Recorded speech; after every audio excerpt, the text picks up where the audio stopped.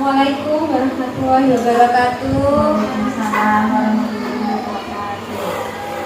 Pertama-tama saya ucapkan terima kasih kepada Ibu Lumiati selaku Kepala Sekolah Raja yang sudah memberikan saya waktu dan tempat untuk mempresentasikan atau berbagi ilmu guru penggerak yang sudah saya dapatkan pada modul 1.4, yaitu tentang budaya positif. Dan yang kedua yaitu saya ucapkan terima kasih kepada semua guru PKN aja yang sudah mau menyempatkan waktu untuk berbagi ilmu dan sharing bersama saya. Nanti kita akan membahas tentang budaya positif.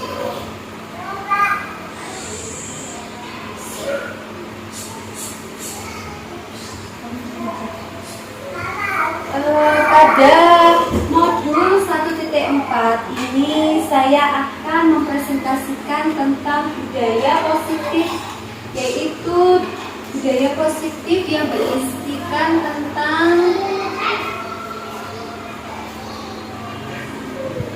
budaya positif. Nanti kita berisikan tentang kebiasaan-kebiasaan positif yang nantinya akan membentuk anak menjadikan karakter yang baik, karakter yang nantinya itu ke depan tentang profil pelajar Pancasila, di mana anak itu akan dibentuk menjadi karakter-karakter yang mandiri, beriman dan bertakwa, berkebinekaan global, dan bergotong royong.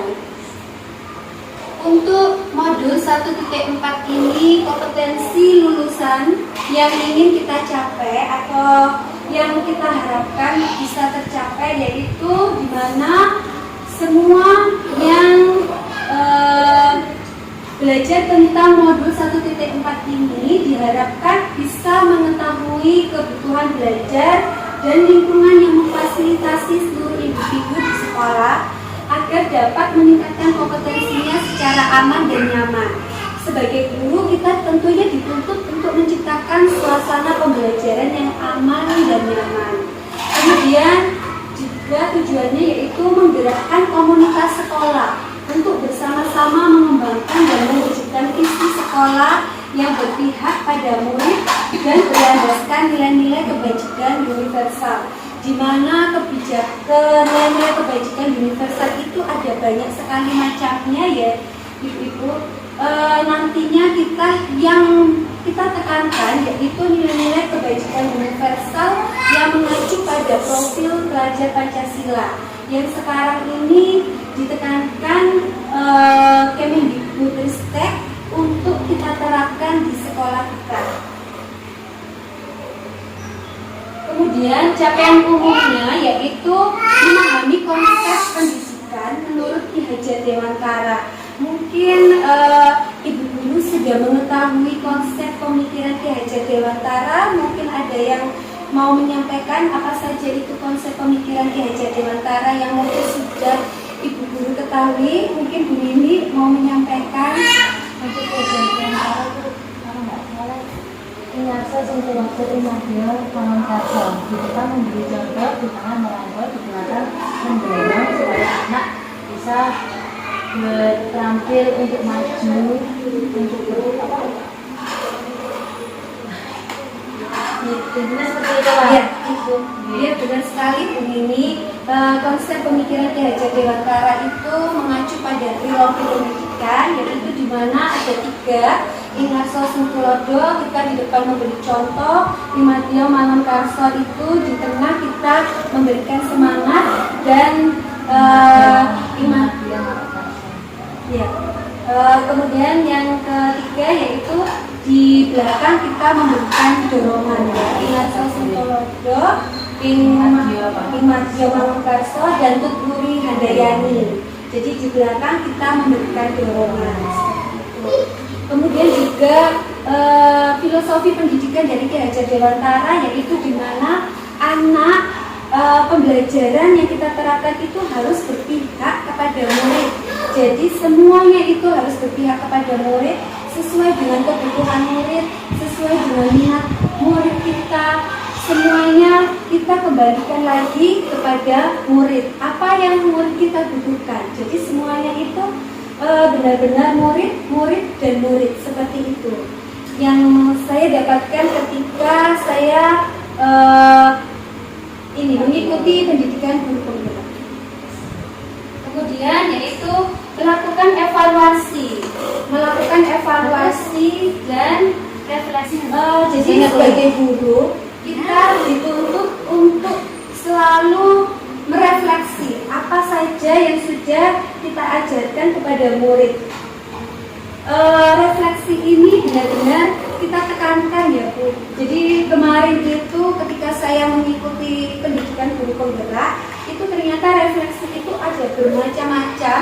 Ada yang modelnya itu 4P, yaitu dimana kita menjelaskan tentang perasaan kita, peristiwa apa yang sudah kita alami, lalu kemudian pembelajaran apa yang sudah kita dapatkan, kemudian juga penerapan apa nanti ke depannya yang akan kita terapkan.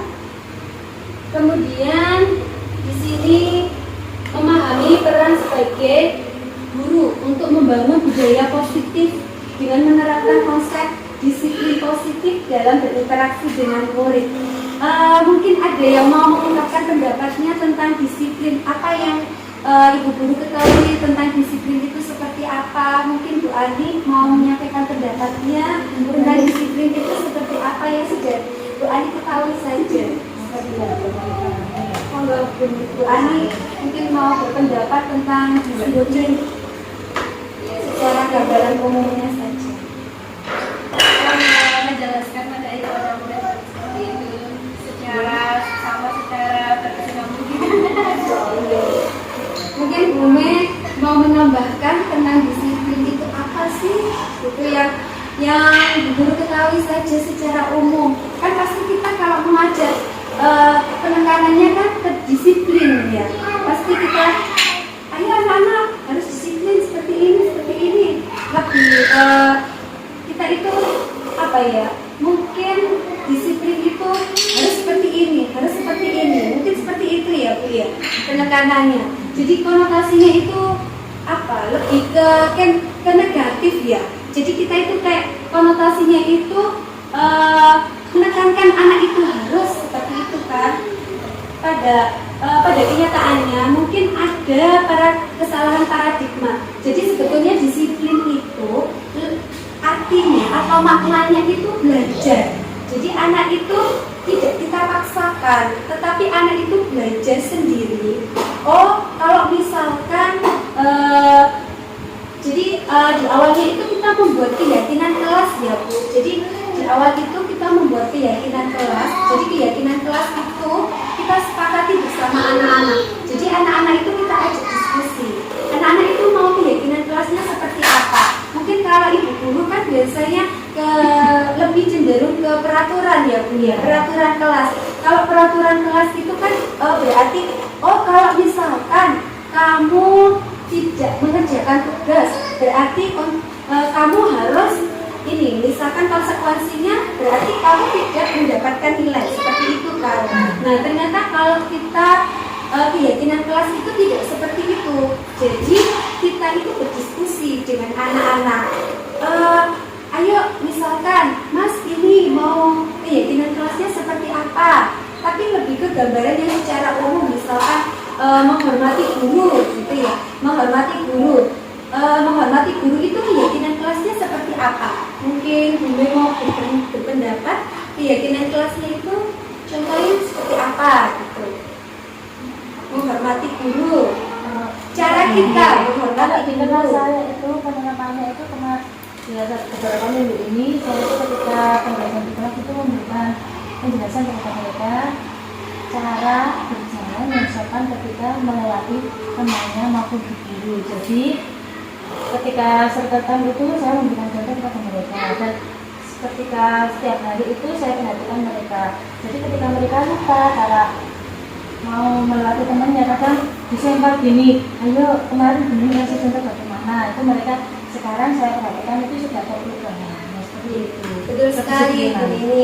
Jadi itu sudah masuk sudah masuk ke pembiasaan positif. Nantinya kalau pembiasaan positif itu kita harus konsisten dan kita juga harus berkomitmen. Jadi ketika nanti pembiasaan positif itu sudah konsisten dan gurunya juga komitmen untuk selalu mengulang keyakinan kelas tersebut, nantinya itu kita akan mengarah ke budaya positif seperti itu. Jadi arahnya memang dari pembiasaan positif. Ya. Dalam beberapa minggu ini kemarin kan saya praktekkan juga, dan itu ternyata alhamdulillah mereka itu kadang ketika saya lupa itu juga mereka ingat dengan sendirinya berjalan tuh permisi, bagus ya, saya kasih lewat bagus dan anaknya temennya sakinya ada kayak semangat, dia harus seperti itu bagus, jadi akhirnya dia menulis ke temannya hal yang positif tadi menular ke temannya, jadi mereka langsung, secara tidak langsung. Nah itu berarti anak-anak itu sudah timbul motivasi intrinsik. Jadi motivasi intrinsik itu tidak dipengaruhi dari eksternal misalkan harus disuruh-suruh sama bu guru, ayo anak gini enggak. Berarti dia sudah mulai muncul kesadaran intrinsik. Kalau berarti kemarin kan aku membuat keyakinan kelas kalau berjalan di depan orang tua itu harus menunduk atau bilang permisi. Nah itu dia sudah merupakan wujud dia untuk menghargai dirinya sendiri. Nah seperti itu, betul Bu Nini. Kemudian saya lanjutkan ke capaian khusus modul 1.4. Jadi di mana kita juga tujuannya yaitu mendemonstrasikan pemahaman guru penggerak mengenai konsep budaya positif yang di dalamnya terdapat konsep perubahan paradigma stimulus respon dan teori kontrol. Jadi seperti ini. Kalau untuk teori kontrol itu anak itu untuk melakukan sesuatu itu tidak dipaksa. Jadi dia itu sudah muncul kesadaran motivasi intrinsik dari dalamnya dia sendiri. Kemudian kalau misalkan ada yang berbuat salah, itu pun tidak ada yang merasa disalahkan. Jadi ibaratnya itu menang sama menang. Nah seperti itu nanti akan saya jelaskan di lanjutnya di belakangnya. Juga ada 3 teori motivasi perilaku manusia, kemudian ada motivasi internal dan eksternal, kemudian itu tadi gambaran tentang keyakinan kelas, dukungan dan penghargaan, kemudian juga ada 5 kebutuhan dasar manusia, 5 posisi kontrol guru dan segitiga restitusi. Mungkin ada yang pernah mendengar tentang restitusi, mungkin Bu Ani atau Bu Nini atau Bu Me yang barangkali sudah pernah mendapatkan dari pelatihan, belum ya Bu ya? Kemudian juga menyusun langkah-langkah dan strategi aksi nyata yang efektif dalam mewujudkan kolaborasi dengan seluruh pemangku kepentingan sekolah agar tercipta budaya positif yang dapat mengembangkan karakter murid.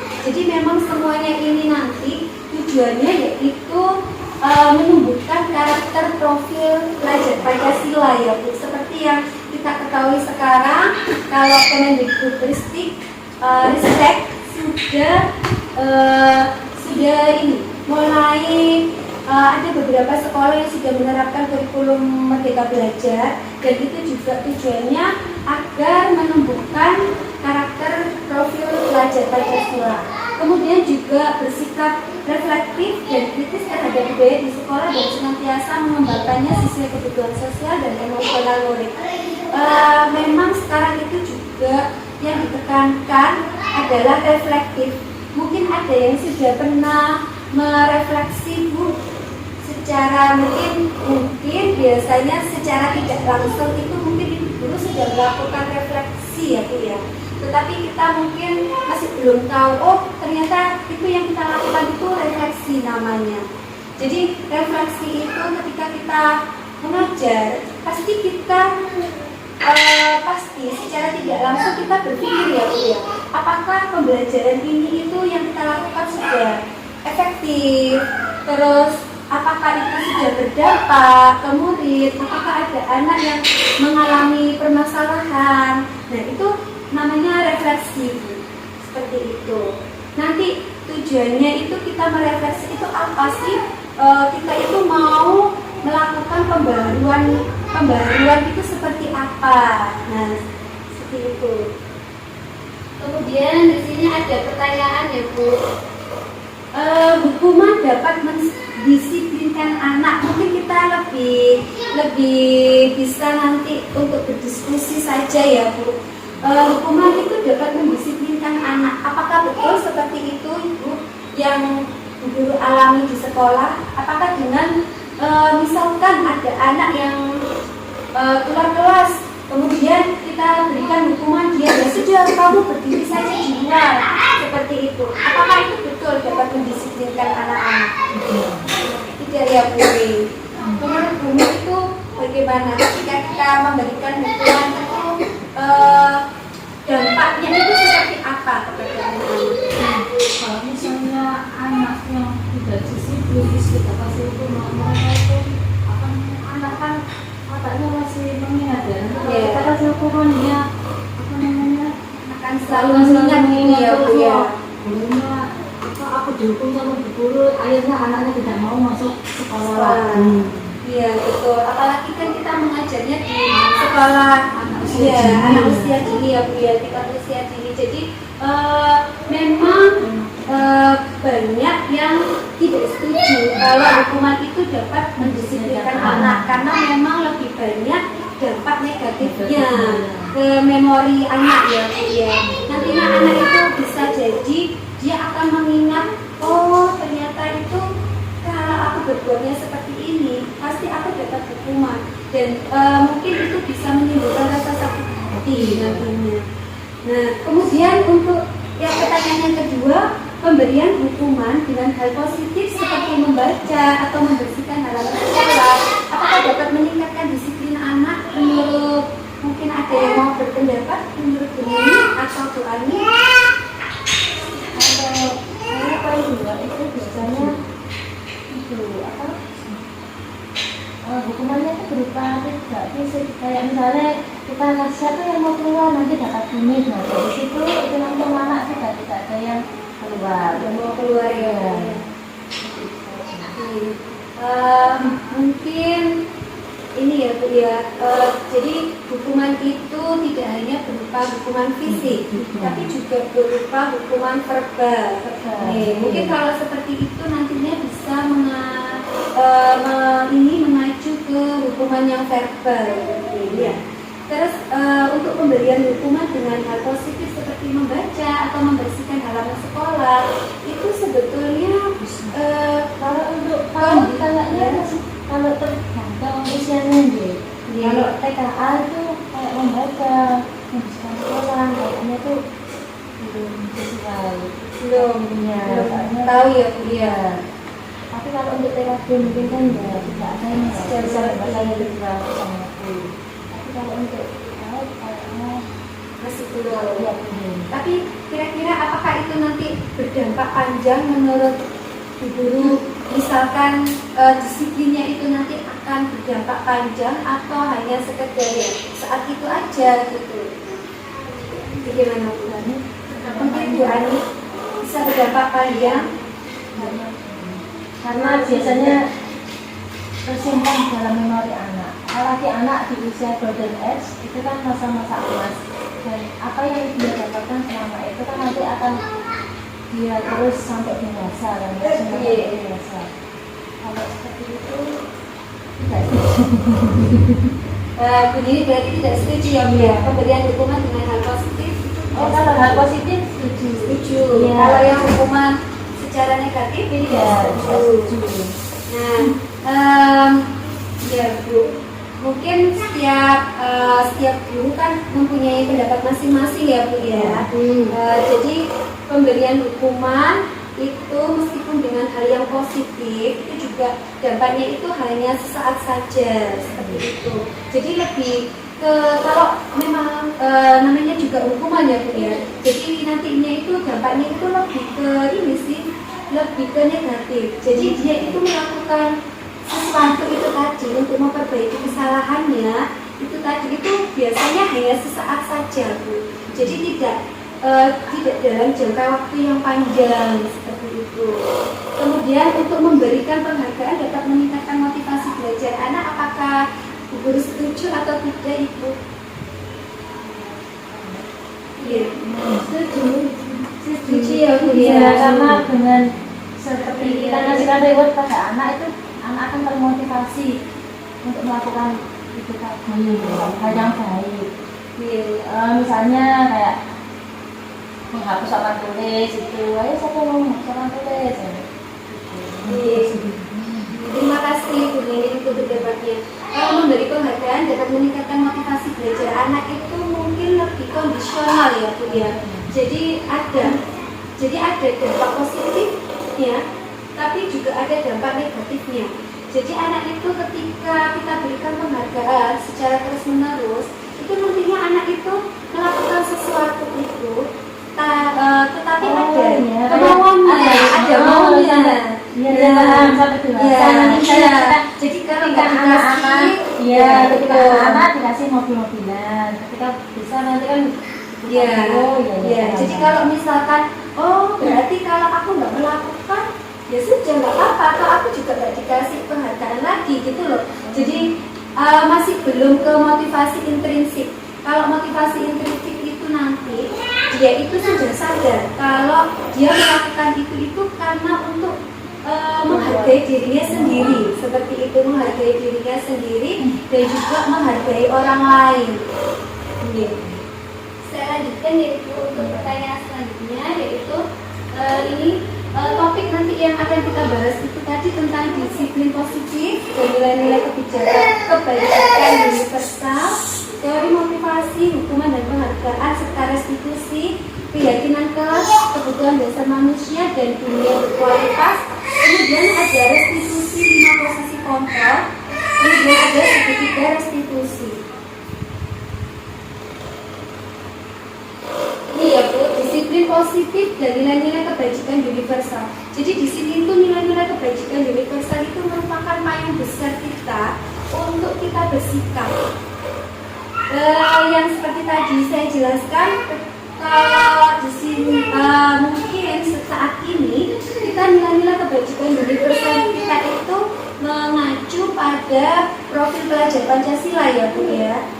Tadi itu ada kebinekaan global, terus ada beriman dan bertakwa, kemudian ada gotong royong. Mungkin ada yang sudah pernah mendengar.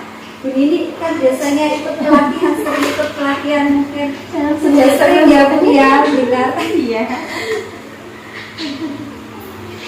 Nah ini Bu, misalkan coba sekarang kita kepalkan tangan kita sebentar ya Ibu. Kemudian di dalam kepalan tangan ini itu ada, bayangkan ada sesuatu yang sangat berharga sekali untuk hidup jenengan, itu untuk hidupnya ibu-ibu. Terus ada orang yang mau merebut. Apakah ibu-ibu akan memberikan sesuatu yang ada dalam genggaman kita ini? Tetap menggenggam, Tetap menggenggam, atau kita lepaskan, atau kita berikan, atau kita masih berpikir, kalau misalkan aku dikasih ini, oke lah aku lepaskan seperti itu. Tapi kalau misalkan tidak, ya sudah aku genggam saja seperti itu. Bagaimana Bu? Kalau misalkan di dalam tangan kita ini itu ada sesuatu yang sangat berharga sekali, terus mau saya buka seperti ini, mau saya buka, nah itu jenengan langsung membukanya atau tetap jenengan genggam erat-erat? Bagaimana Bu? Coba Bu Ani dibayangkan, itu sesuatu yang berharga. Sesuatu yang berharga buat Bu Ani itu apa Bu Ani? Apa ya? Apa Bu Ani? bayangkan sesuatu yang Apa Bu Ani? Sesuatu atau apa? Terserah, boleh benda, boleh apapun itu, boleh keluarga atau apa-apa, terserah. Yang benar-benar itu berharga buat Bu Ani itu apa gitu? Cincin.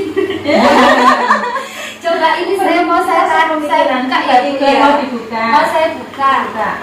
mau dilepaskan atau tidak? Dilepaskan. Oh, dilepaskan. Coba kalau Bu Nini, Bu Nini tidak. Kalau Bu Nini ya, Tidak. saya buka. Ayolah Bu Nini, Oh, nanti kita kasih sesuatu ini Tidak kalau bisa, buka. Bu. Tidak bisa, Bu. Coba Bu Mei. Mau dilepaskan atau Mau dilepas tidak? kan? Dilepas. Oh, Bu Mei dilepas. Monggo. Barangkali ada yang berpendapat kenapa saya memberikan gambaran seperti itu. Apa Bu? Menurut pendapat ibu-ibu? Menurut pendapat ibu-ibu? Ya, tadi Bu Ani dulu. Menurut Bu Ani Ani melepaskan? ya, kenapa Bu Ani tadi waktu saya paksa kok langsung dilepas? Ya karena semua yang kita miliki itu bukan milik kita sendiri. Oh, bukan milik kita. Ya. Kalau Bu Nini, Kalau Bu Nini tadi yang saya dengar apa? Saya bayangkan itu anak saya. ya. Nah, kenapa terkesan? Karena saya tidak ingin sesuatu yang berbahaya itu menimpa anak saya. Jadi saya menggenggam. Sekarang kalau Bu Mei, Saya kalau Bu Mei. melindungi. Kalau yang di tangan saya tadi ada tulisan. Kalau itu kalau misalnya apa namanya ini bermanfaat untuk orang lain, kenapa tidak kita kasih tahu? Oh, itu ya Bu ya. Nah, semuanya kan memiliki pendapat masing-masing ya Bu ya. Berarti sebetulnya yang mengkontrol tindakan kita itu siapa? Diri kita. Diri kita sendiri. Jadi itu nanti kembali lagi kita mau melepaskan atau tetap mempertahankan. Padahal itu sesuatu yang sangat berharga sekali ya Bu ya buat kita. Nah, sama seperti nantinya murid-murid kita. Kalau kita itu, kita kan merasa murid-murid kita itu sesuatu yang berharga ya Bu ya, sesuatu yang berharga. Nah, nanti kalau misalkan ada sesuatu yang membahayakan murid kita, apakah kita tetap diam saja? Misalkan dia melakukan kesalahan, apakah kita tetap berdiam diri saja? Atau apa yang harus kita lakukan? Apalagi ada teman kita ya. Ya. Jadi misalnya ada si A sama si B berkelahi, ya kesenggol gitu berkelahi. Tiba-tiba di situ apabila orang tua yang ikut ikutan dan menghati si misalnya orang tuanya si B menghati si A, dan kita sebagai guru kita harus melindungi, tidak langsung mengejas anak si A ini bersalah. Karena apa? Di situ ya kita bertanggung jawab sebagai guru yang harus melindungi anak tadi. Kita sebenarnya anak secara sama Ya. anak. Nanti kita akan ini Bu tentang restitusi tadi ya Bu ya. Nah ini Bu perubahan paradigma teori kontrol atau teori pilihan, ilusi kontrol. Jadi ilusi guru itu sejauh ini kan kadang itu kita itu berpendapat kalau murid itu bisa kita kontrol kan ya Bu ya. Ayo duduk, oh ayo ini mungkin saya sendiri pun terkadang masih seperti itu kan. Karena itu kesalahan paradigma kita kan Bu. Sebetulnya anak-anak itu dari lahir itu dia sudah mempunyai kekuatan kodrat sendiri-sendiri, dan untuk kita merubah perilaku itu memang tidak bisa secara instan ya Bu ya. Jadi harus ada kebiasaan positif yang harus kita lakukan secara konsisten. Dan kita juga tidak bisa memaksa anak-anak misalkan, ayo kamu duduk, ayo kamu ini, ayo kamu itu kan tidak bisa ya Bu ya sejauh ini. Pasti mereka tetap akan melakukan apa yang mereka mau, karena ya itu tadi teori kontrol itu ternyata yang mengontrol perilaku kita itu ya diri kita sendiri seperti itu. Kemudian ilusi bahwa kritik dan membuat orang merasa bersalah dapat menguatkan karakter. Kritik dan saran, apa seperti itu Bu? Kritik dan saran itu bisa membuat orang merasa bersalah dan dapat menguatkan karakter. Mungkin ada yang mau berpendapat Bu Ani? Apakah betul kritik dan saran itu bisa membuat orang merasa bersalah tetapi juga bisa menguatkan karakter seperti itu?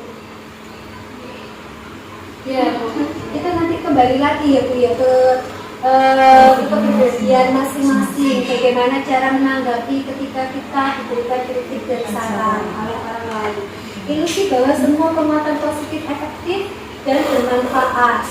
Apakah semua penguatan positif itu efektif dan bermanfaat? Belum tentu ya. Menurut Bu Ani belum tentu ya. Ya, nanti itu tergantung juga kembali ke diri kita sendiri juga. Semuanya itu, jadi ya itu tadi teori kontrol itu ternyata penekanannya adalah diri sendiri. Nah, sekarang mungkin tugas kita yaitu menanamkan motivasi intrinsik tadi itu, Bu. Motivasi intrinsik agar dia itu bisa mengontrol dirinya sendiri untuk melakukan sesuatu yang positif. Ilusi bahwa orang dewasa memiliki hak untuk memaksa. Nah, mungkin kamu kan masih kecil, sudah nurut aja. Mungkin seperti itu ya, Bu ya. Padahal itu sesuatu yang salah. Nah, siapa sih sebenarnya memiliki kontrol? Nah, di sini ada stimulus respon dan teori kontrol atau pilihan. Untuk stimulus respon yaitu kita mencoba mengubah orang agar berpandangan sama dengan kita. Jadi di sini ada pemaksaan, betul, ada suatu pemaksaan. Kalau teori kontrol itu kita yang memahami, berusaha untuk memahami orang tersebut. Jadi di sini tidak ada yang merasa dipaksa atau terpaksa. Kemudian juga perilaku buruk dilihat sebagai suatu kesalahan. Jadi kalau kamu terlambat, ya sudah kamu salah. Karena menurut saya juga beberapa juga banyak yang terlambat.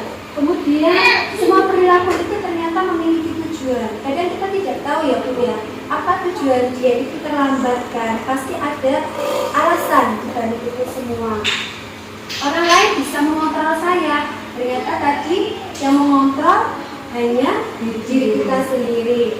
Kemudian pemaksaan ada pada saat bujukan gagal.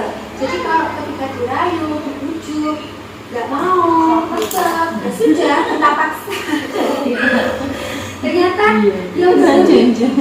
ternyata sebaiknya yaitu kita harus berkolaborasi dan konsensus menciptakan pilihan-pilihan baru. Jadi kita berdiskusi dengan anak tersebut, kita ajak bekerja sama bagaimana kita mencari solusi ya dari permasalahan tersebut.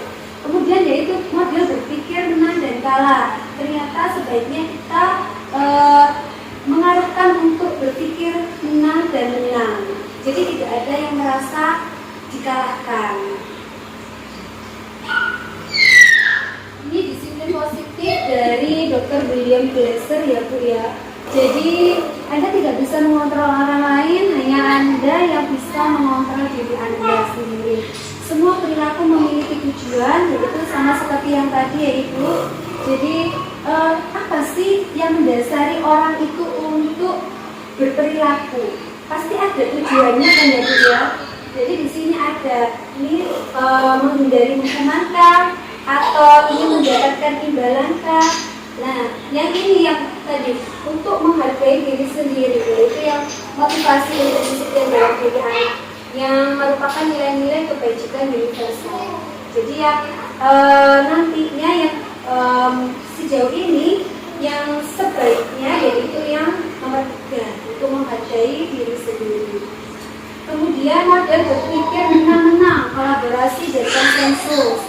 Di sini guru ada 5 posisi kontrol Bu ternyata. Jadi kita itu sebagai guru itu memiliki 5 posisi kontrol, yaitu guru menjadi pembutuh, kemudian guru menjadi pembuat rasa bersalah untuk anak, kemudian guru menjadi teman, atau guru menjadi pemantau, dan nantinya yang sebaiknya kita lakukan yaitu guru menjadi manajer.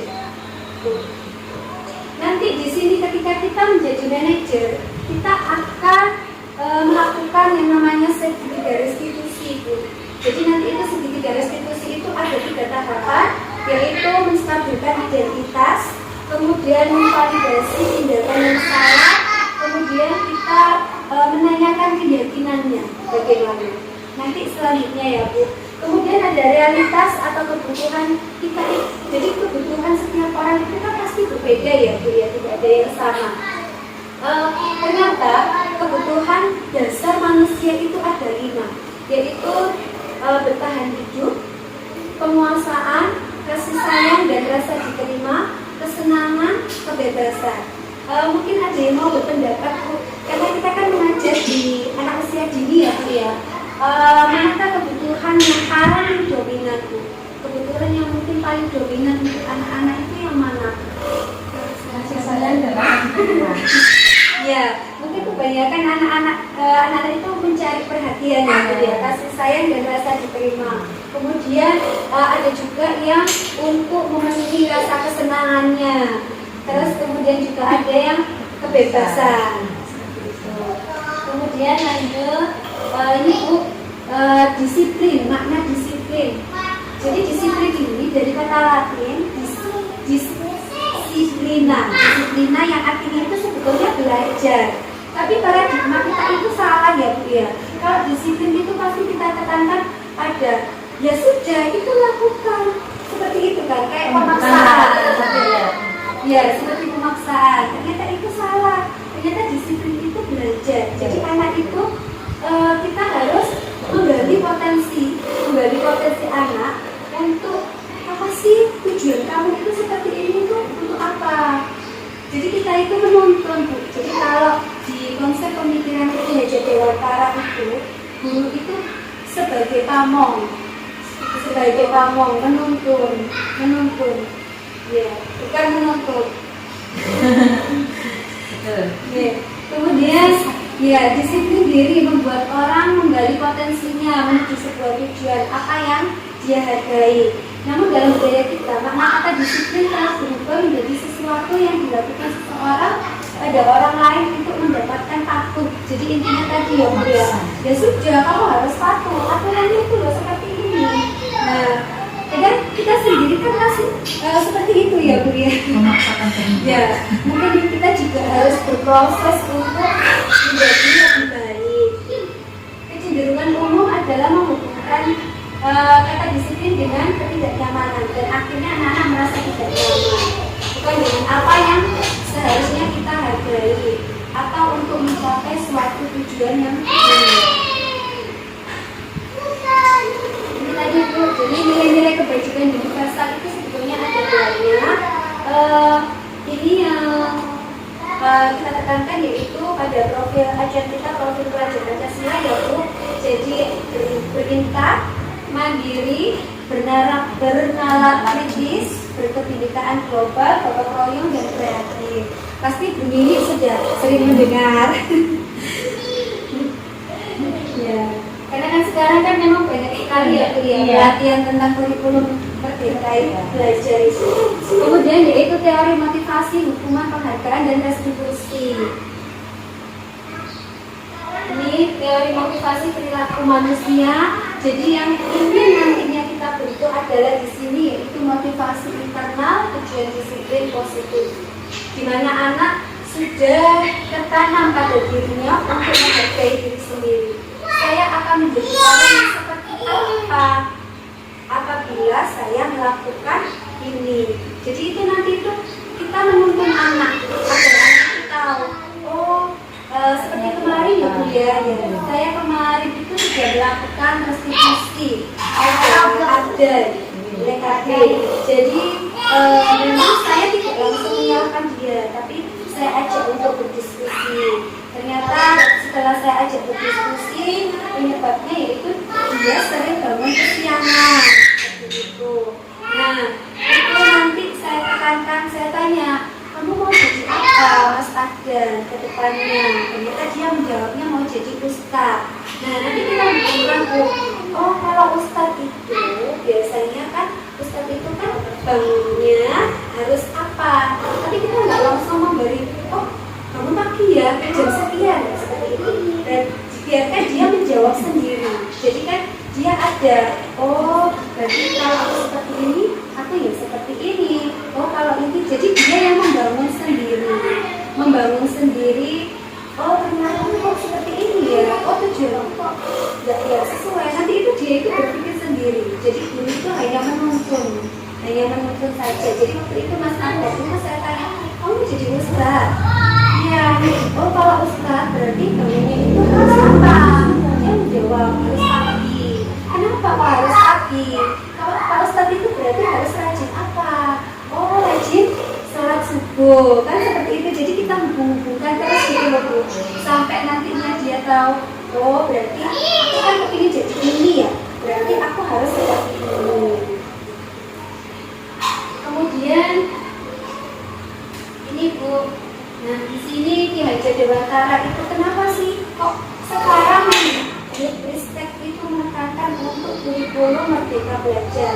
Karena memang Ki Haja Dewantara acuannya adalah Ki Haja Dewantara ya, konsep pemikiran Ki Haja Dewantara itu anak-anak itu setiap individu itu harus merdeka.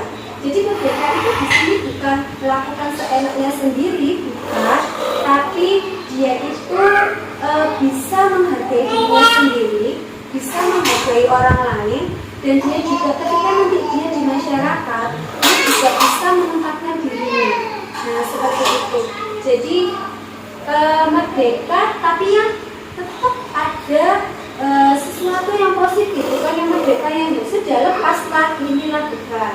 Merdeka itu artinya tidak hanya terlepas dari perintah. Jadi tanpa disuruh, dia itu sudah akan melakukan sesuatu yang positif nantinya. Nah, kenapa tujuannya merdeka? Agar jadi kita hubungkan dengan tujuan pendidikan. Tujuan pendidikan itu mengacu ke konsep Ki Haja Dewantara, yaitu untuk memiliki kebahagiaan dan kesejahteraan yang setinggi-tingginya. Jadi setiap manusia itu tujuannya itu seperti itu, agar hidupnya bahagia dan sejahtera. Hanya terlepas dari perintah, akan tetapi juga dia itu cakap memerintahkan dirinya sendiri. Jadi dia sudah tahu, oh aku harus seperti ini, aku harus seperti ini. Tahu nilai-nilai yang positif itu yang mana, tanpa kita suruh dan tanpa ada hukuman atau tanpa ada penghargaan. Contoh ya Bu, misalkan kalau kita bersepeda motor aja itu, apakah kita kalau kita langsung memakai helm tanpa ada yang menyuruh, atau kita ya sudah toh di situ nggak ada polisi, ya sudah kita nggak usah pakai helm. Yang mana Bu kira-kira yang pertama? Kalau kita sudah karena motivasi intrinsik tadi, ya sudah kita mau dimanapun, mau seperti apapun kondisinya, ya sudah kita akan tetap pakai helm meskipun tanpa ada polisi, tanpa ada tilang atau apapun itu. Ya. Kemudian ini dihukum oleh penghargaan yang tadi ya Ibu. Ternyata penghargaan itu juga ada dampak negatifnya. Jadi ini pengaruh jangka pendek dan jangka panjang. Penghargaan itu juga bisa nantinya malah bisa menjerumuskan anak ke sesuatu yang negatif juga. Jadinya akhirnya dia ketergantungan sama penghargaan, sama reward seperti itu. Kalau misalkan tiba-tiba suatu ketika kita lupa memberikan anak itu penghargaan, pasti anak itu, aku mau dikasih penghargaan yang begini, aku mau dikasih ini. Akhirnya kita hubungan kita juga tidak baik kan hubungan anak tersebut kan.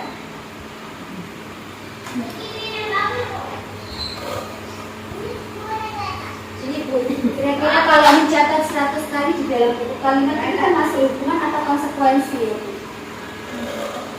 Mungkin Bu, hukuman atau konsekuensi dulu. Kalau mencatat 100 kali di dalam buku kalimat, menurut hukuman ya Bu ya. Kalau yang ini Bu, misalkan menggantikan kertas tugas teman yang telah dicoret-coret, itu hukuman atau konsekuensi? Apa begini? Hukuman. Konsekuensi. Ya. Jadi menggantikan kertas tugas teman yang telah dicoret itu konsekuensi. Jadi bedanya hukuman dan konsekuensi itu, kalau hukuman itu biasanya tanpa kesepakatan, cara menjaga dari sepihak. Kemudian kalau konsekuensi itu sudah ada kesepakatan. Jadi misalkan, oh kalau kamu ini, kamu harus bertanggung jawab seperti ini. Tapi biasanya yang hukuman itu kebanyakan itu lebih cenderung ke negatif ya. Iya. Kayak gitu.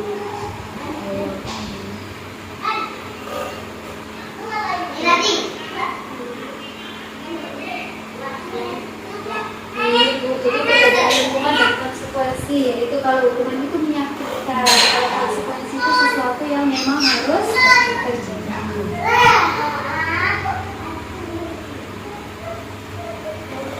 Oke, langsung ke kita Pernah ya. restitusi Ya.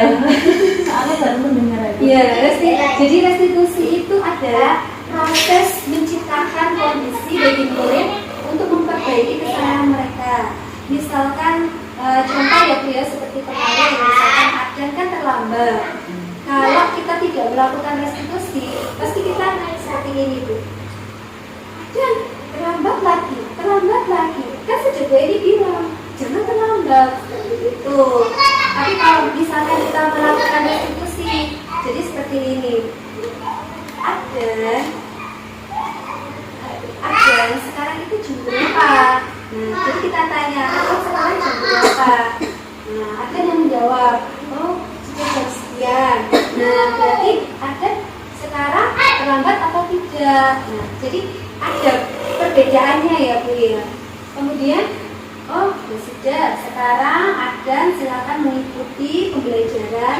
Nanti setelah pulang sekolah, Aden silakan ketemu sama Bu Eni, kita ngobrol sebentar. Nah nanti di saat itulah kita ini Bu, ada 3 tahapan yang itu tadi, yang menstabilkan identitas, validasi tindakan yang salah, sama menanyakan keyakinan. Di situ ketika nanti kita ini berdiskusi ya, mengobrol-ngobrol tadi. Tapi juga bisa, misalkan ketika kita bertemu tadi pada saat ada terlambat, kita bisa menerapkan menstabilkan identitas. Contohnya seperti ini. Mungkin waktu ada masuk, ada langsung mungkin wajahnya itu langsung cemberut atau gimana, langsung kita ginikan aja Bu. Oh, tidak apa-apa, ada. Setiap orang itu pasti pernah melakukan kesalahan. Nanti kita cari solusi ya untuk memperbaiki kesalahannya Mas Arto. Nah seperti itu Bu. Jadi tidak langsung menjudge anak itu langsung gini ya, Mencarikan suasana kondisi. iya. Nah ini Bu, jadi 9 ciri-ciri restitusi bukan untuk menebus kesalahan, tapi anak itu belajar dari kesalahan. Jadi ini tadi itu berkaitan juga sama yang tadi disiplin tadi ya Bu ya. Kemudian kita berusaha untuk memperbaiki hubungan. Kemudian kita menawarkan tawaran bukan paksaan. Lalu kita menuntun untuk melihat ke dalam diri anak itu. Kemudian mencari kebutuhan dasar anak itu apa sih?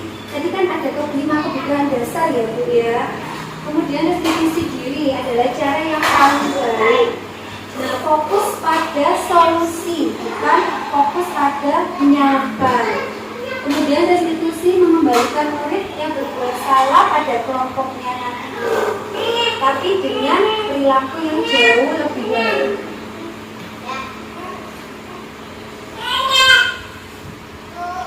Nah ini Bu, jadi ini ada keyakinan kelas. Nah ini tadi keyakinan kelas itu nanti kita kita diskusikan sama anak-anak. Jadi misalkan seperti ini, ayo anak-anak, hari ini kita membuat keyakinan kelas ya anak-anak. Bisa misalkan ini menulis di kertas gitu. Mungkin karena kita TK ya Bu ya, jadi anak kan belum bisa menulis ya Bu. Jadi kita buat aja option-option gitu.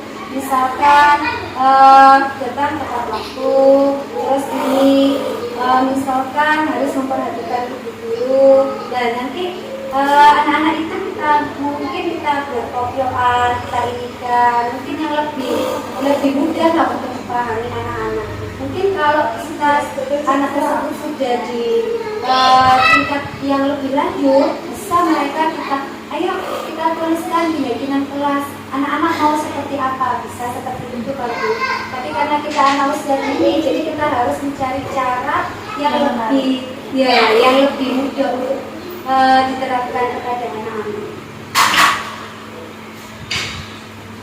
Nah di sini Ibu, jadi ini tadi sejauh ini kan kita pasti mengenalnya peraturan kelas ya Bu. Kalau peraturan kelas itu mungkin kalau kita bisa mantra kita sudah menerapkan kesepakatan ya Bu ya.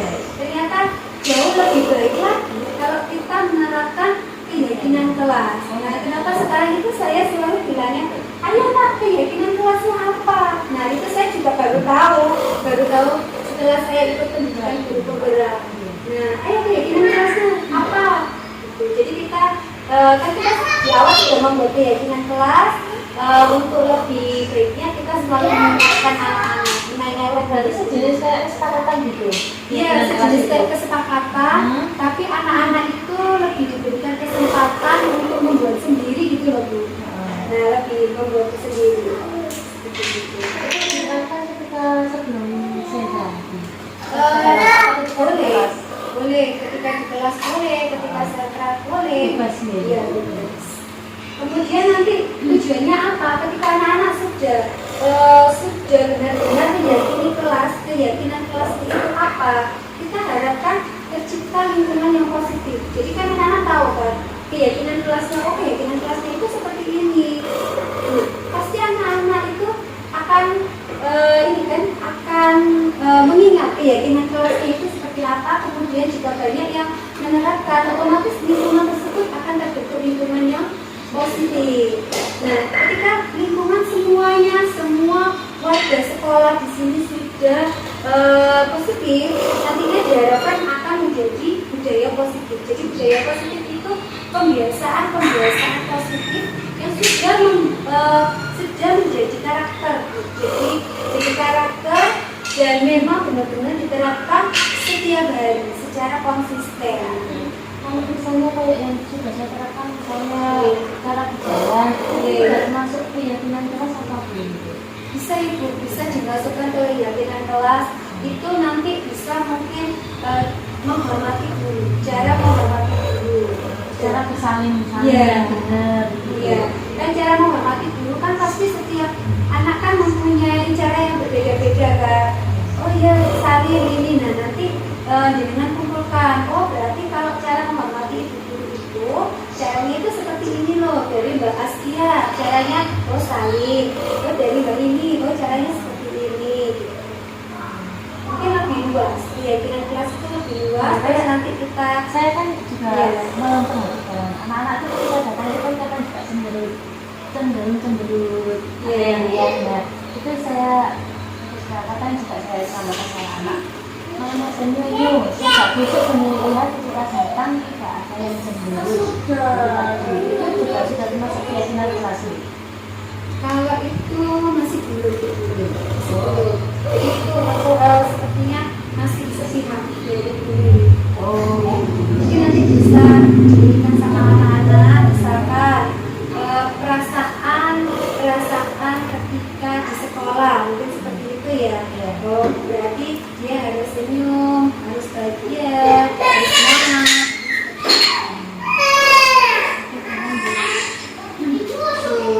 Ini yang mana yang merupakan keyakinan kelas? Yang mana Bu? Ini Bu ada contohnya Bu barangkali tadi Pak Tino. Yang mana yang putih kah atau yang hijau? Oke, Bu Ani, yang mana Bu Ani? Hijau atau putih Bu Ani? Hijau ya. Kalau Bu Nini yang mana Bu Nini? Hijau. Bu Nini yang mana? Keyakinan kelas. Hijau. Hijau ya Bu ya. Sebaiknya untuk keyakinan kelas kita yaitu yang putih. Iya, Yes, yang putih itu, yang putih. Jadi ini ada penekanannya. Kami guru dan murid yang saling menyayangi. Kami murid yang semangat belajar. Kami murid yang peduli dengan teman-teman. Seperti itu. Kalau yang ini kan, misalkan kami guru dan murid yang saling menyayangi. Berarti kalau saling menyayangi itu seperti apa? Oh, kalau saling menyayangi itu harus memperhatikan guru ketika di kelas. Nah, saya juga sudah mulai menerapkan ini sih Bu. Jadi biasanya saya ganti cara penyampaian saya ke anak-anak. Keyakinan kelas kita apa? Oh, menghormati ibu guru ya. Gimana menghormati menghormati ibu dulu. Nah nanti ada yang nyeletuk, oh itu bu, kalau Bu Eni menerangkan harus seperti ini. Oh itu bu, kalau ini harus seperti ini.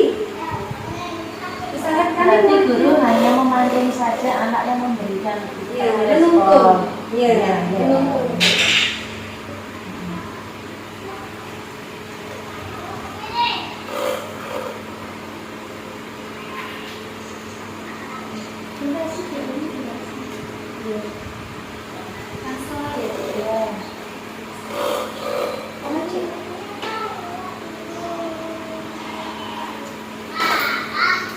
Yang mana bu yang aja yang misalnya yang dengan ingin tahu gitu yang mana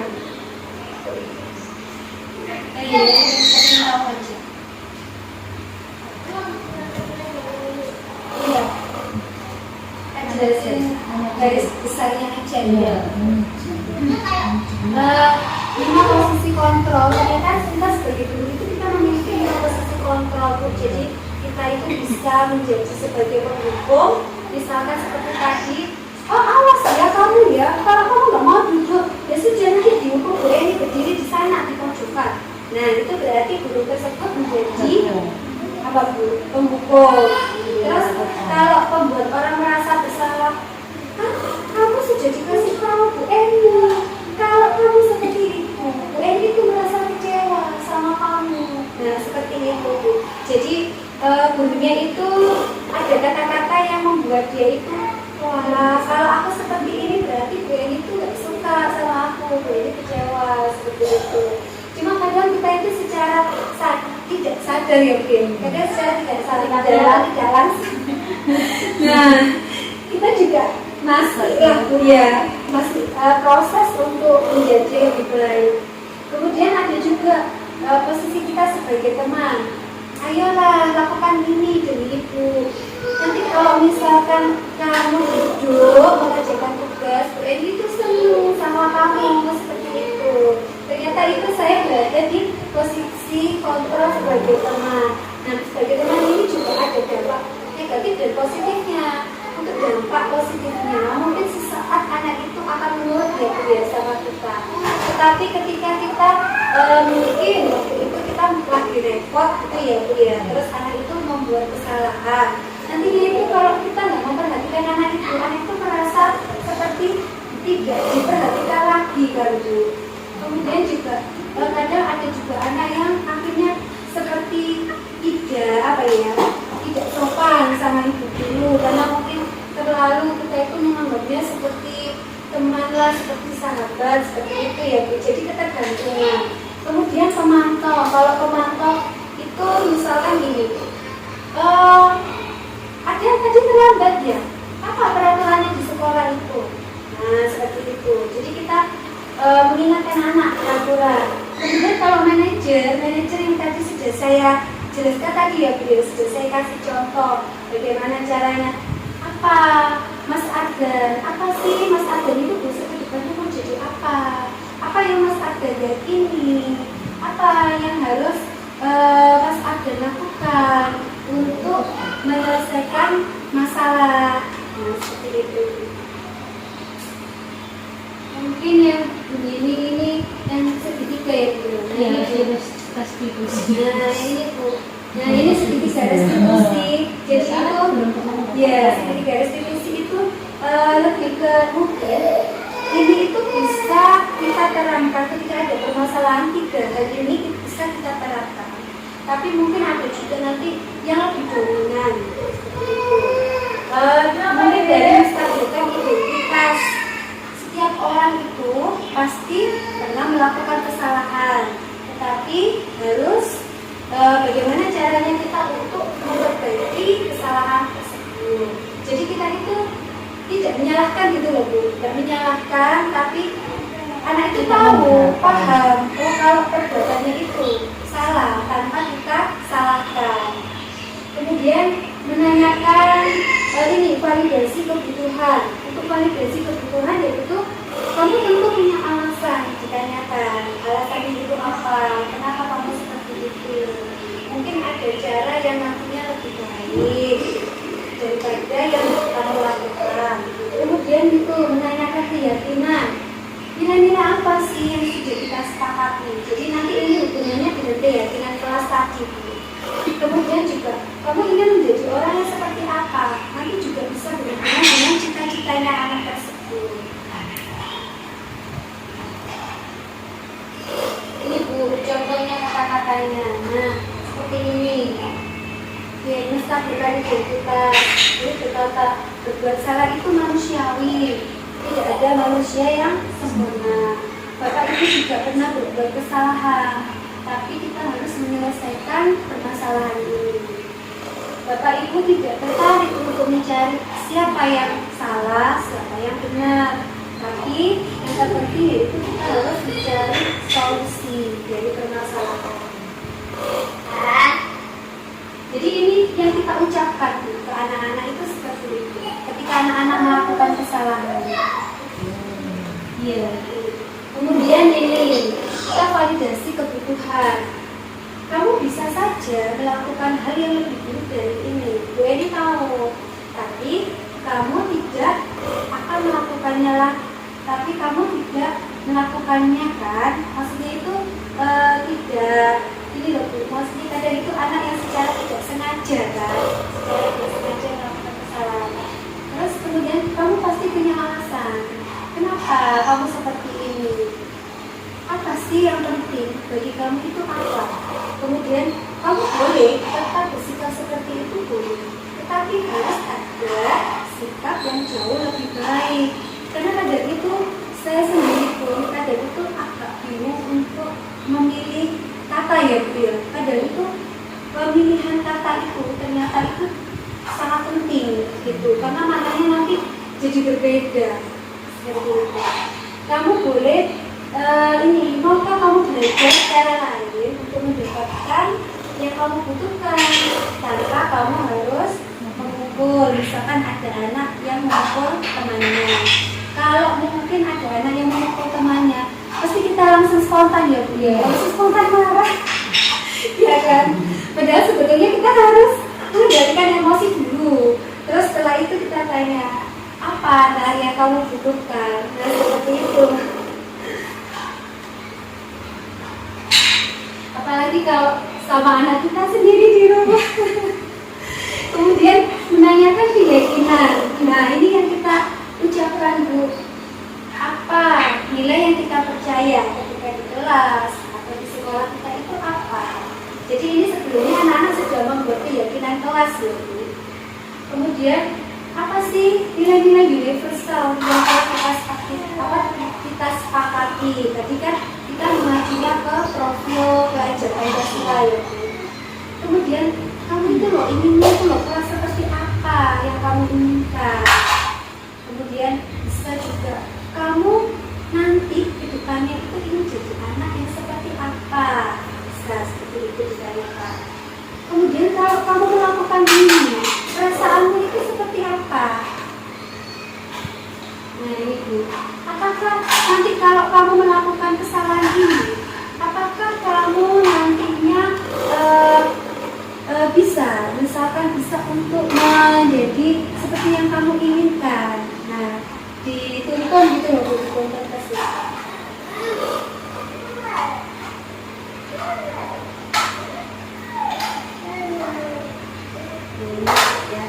Terima kasih Ibu. Barangkali ada yang mau ditanyakan tentang sharing ilmu saya ketika saya mendapatkan ilmu dari pendidikan guru penggerak.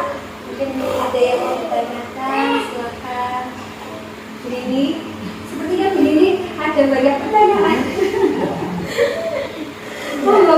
Sebelumnya saya tadi masalah kalau untuk masalah profil pelajar Pancasila, insya Allah saya sering mengikuti pelatihan online. Terus untuk belajar mengenai juga insya Allah juga. Yang saya dapatkan ilmu tadi saya kan banyak masalah tentang prestasi, soalnya itu kan benar. Terus biasa. Terima kasih Bu Eni sudah berbagi ilmu ya. Dari sini saya mengerti paham. Ternyata ada ilmu juga. Terima kasih Bu Eni. Sama seperti saya juga sebetulnya, saya juga baru tahu restitusi itu ketika saya mengikuti pendidikan guru penggerak. Dan sebetulnya itu ketika saya mengikuti pendidikan guru penggerak itu banyak sekali ilmu yang tidak pernah saya dapatkan ketika pelatihan di luar ya Bu ya. Mungkin kalau pelatihan di luar itu cuma ini gambaran secara garis besar ya, secara ya gambaran secara luas aja. Tapi nanti kalau ketika kita ikut pendidikan guru penggerak itu, kita itu banyak sekali banyak ilmu baru itu ya. Oh, seperti ini ya, oh salah ya ternyata. Saya juga gitu Bu. Ini ya, nah saya itu ya, oh ya, alhamdulillah lah, alhamdulillah bisa ikut pendidikan guru penggerak. Jadi kalau mungkin nanti kita ada waktu luang, barangkali ibu guru mau saya paparkan materinya yang ketika pendidikan guru penggerak, monggo nanti kita sharing ilmu supaya nanti teman-teman ya teman-teman ibu guru juga tahu. Karena memang kalau kita mengikuti pendidikan guru penggerak, satu modul ini itu harus kita pelajari selama 2 minggu. Selama 2 minggu. Dan itu juga dengan banyak mungkin kalau langsung sharing gini kan lebih ya paling cuma 1 jam lah ya, 1 jam nggak nyampe. Kalau kita belajar sendiri Saya dari tiap poin itu kan ada yang harus dilakukan. saya tutup dulu ya Bu. Ya, ya. Terima kasih guru TKN aja atas kesempatan waktunya yang diberikan kepada saya untuk berbagi ilmu, sharing ilmu. Semoga kedepannya kita bisa menjadi guru yang jauh lebih baik. Kita bisa sama-sama belajar menjadi pribadi yang lebih baik. Karena kedepannya juga anak-anak atau murid kita ini kan anak usia dini ya Bu ya, yang menjadi aset untuk generasi penerus bangsa. Nah, semoga kita bisa menjadi guru yang berkompeten, yang benar-benar profesional untuk profesi kita dan untuk tanggung jawab kita sebagai guru, untuk tanggung jawab kita juga di akhirat nanti. Maka ilmu kita hari ini barokah, mendapatkan dari